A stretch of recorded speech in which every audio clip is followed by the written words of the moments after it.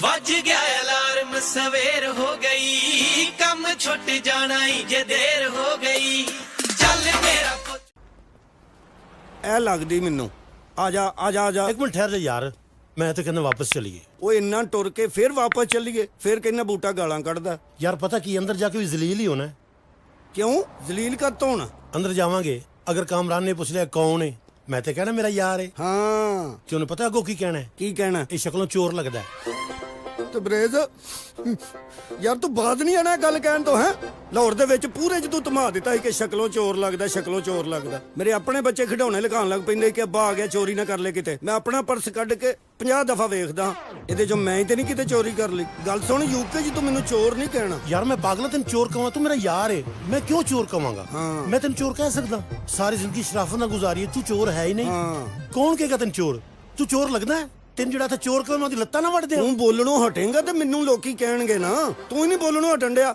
ਬਸ ਮੈਂ ਵਾਪਸ ਚੱਲਾਂ। ਇੱਕ ਮਿੰਟ ਯਾਰ, ਇੱਕ ਮਿੰਟ, ਤੂੰ ਮੇਰਾ ਭਰਾ ਹੈ। ਅੱਜ ਤੋਂ ਬਾਅਦ ਤੈਨੂੰ ਚੋਰ ਨਹੀਂ ਕਵਾਂਗਾ। ਆ ਜਾ। ਓਕੇ। ਅੱਛਾ ਮੇਰੀ ਗੱਲ ਸੁਣ, ਇਹ ਕਾਫੀ ਚੀਜ਼ਾਂ ਪਈਆਂ, ਕੋਈ ਚੁੱਕ ਨਾ ਲਈ।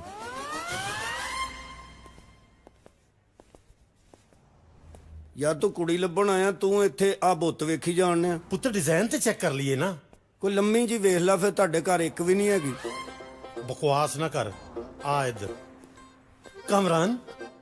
हाँ जी कामरान। ਸਲਾਮ ਅਲੈਕੁਮ ਚਾਚਾ ਜੀ। वालेकुम सलाम। ਪਛਾਣਿਆ? नहीं, ਪਹਿਲੀ ਵਾਰੀ ਮਿਲੇ ਆ, ਕਿਸ ਤਰ੍ਹਾਂ ਪਛਾਣ ਸਕਦੇ ਹੋ? ਮੈਂ ਵਸੀਮ ਦਾ ਪੁੱਤਰ ਹਾਂ, ਪਾਕਿਸਤਾਨ ਤੋਂ। ਉਹ ਕਿਸ ਤਰ੍ਹਾਂ ਹੋ ਸਕਦਾ ਹੈ? ਤੇਰੀ ਉਮਰ ਦਾ ਤੇ ਉਹ ਆਪ ਲੱਗਦਾ ਹੈ। ਅਸਲ ਤੇ ਚਾਚਾ ਜੀ ਉਹਨਾਂ ਦਾ ਵਿਆਹ ਛੋਟੀ ਉਮਰ 'ਚ ਹੋ ਗਿਆ ਸੀ। ਉਹ ਕਿੰਨੀ ਛੋਟੀ ਉਮਰ 'ਚ ਹੋ ਗਈ ਸੀ ਸ਼ਾਦੀ? ਜਿਸ ਦਿਨ ਉਹਨਾਂ ਦਾ ਵਿਆਹ ਸੀ ਨਾ। ਸੇਬੇ ਵਾਲਾ ਬੰਬ ਇਹਨੇ ਚਲਾਇਆ ਸੀ।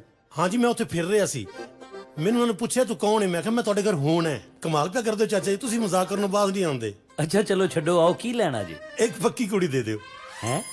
ਜੇ ਪੱਕੀ ਨਹੀਂ ਹੈ ਤੇ ਕੱਚੀਆਂ ਦੋ ਕਰ ਲੋ। ਇਹ ਕੌਣ ਹੈ? ਇਹ ਮੇਰਾ ਦੋਸਤ ਹੈ ਜੀ। ਸ਼ਕਲੋਂ ਤੇ ਚੋਰ ਲੱਗਦਾ ਹੈ। ਇਹਨੂੰ ਤੂੰ ਦੱਸਿਆ ਨਾ। ਹਾਂ ਮੈਂ ਚੋਰ ਹਾਂ? ਚੋਰ ਹਾਂ ਮੈਂ? ਤੂੰ ਚੋਰ ਨਹੀਂ, ਇਹ ਰੱਖ ਦੇ। ਚਾਚਾ ਜੀ ਇਹੋ ਜੀ ਗੱਲ ਮੂੰਹ ਤੇ ਨਹੀਂ ਕਰਦੀ ਹੁੰਦੀ। ਬੰਦੇ ਨੂੰ ਸਾਈਡ ਤੇ ਲਿਜਾ ਕੇ ਉਹਦੇ ਕੰਨ 'ਚ ਕਹੀਦਾ ਹੁੰਦਾ ਕਿ ਬੂਟੇ ਤੂੰ ਸ਼ਕਲੋਂ ਚੋਰ ਲੱਗਦਾ ਹੈ। ਕਿਉਂ? ਤੇ ਕਰਨੀ ਕਿਉਂ ਇਹੋ ਜੀ ਗੱਲ? ਫਿਰ ਕਹਿੰਦੇ ਬੂਟਾ ਗਾਲਾਂ ਕੱਢਦਾ। ਕੁੜੀ ਕੱਢੋ। ਉਹ ਕੁੜੀ ਮੈਂ ਕਾਊਂਟਰ 'ਚ ਰੱਖੀ ਹੈ। ਕੁੜੀ ਕੱਢੋ। ਨਾਲੇ ਯੂਕੇ ਵਿੱਚ ਪੱਕੀ ਕੁੜੀ ਲੱਭਣਾ ਬਹੁਤ ਔਖਾ ਕੰਮ ਹੈ, ਟਾਈਮ ਲੱਗਦਾ ਉਹਦੇ ਲਈ। ਕੋਈ ਗੱਲ ਨਹੀਂ ਚਾਚਾ ਜੀ, ਟਾਈਮ ਜਿੰਨਾ ਮਰਜ਼ੀ ਲੈ ਲਓ, ਲੇਕਿਨ ਕੁੜੀ ਪੱਕੀ ਹੋਣੀ ਚਾਹੀਦੀ ਹੈ, ਪੱਕੀ ਉਮਰ ਦੀ ਨਹੀਂ। ਨਾਲੇ ਉਹ ਅੱਬਾ ਜੀ ਨੇ ਕੰਮ ਦਾ ਵੀ ਕਿਹਾ ਸੀ।